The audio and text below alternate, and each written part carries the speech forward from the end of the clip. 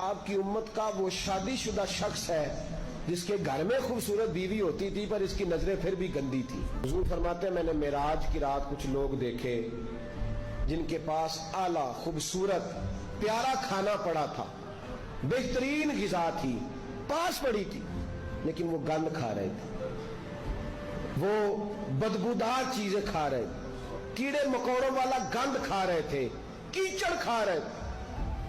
تو میں نے کہا کہ جبریل یہ کون ہے؟ تو عرض کی یا رسول اللہ صلی اللہ علیہ وسلم یہ آپ کی امت کا وہ شادی شدہ شخص ہے جس کے گھر میں خوبصورت بیوی ہوتی تھی پر اس کی نظریں پھر بھی گندی تھی. میں کہا کرتا ہوں کہ نکاح نصف الایمان, نکاح آدھا ایمان ہے,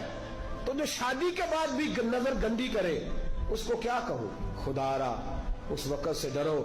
جب اللہ کا قہر نازل ہو, اور پھر جب امت مسلمہ پہ جو عذاب آتا ہے اس کی تو شکل ہی اور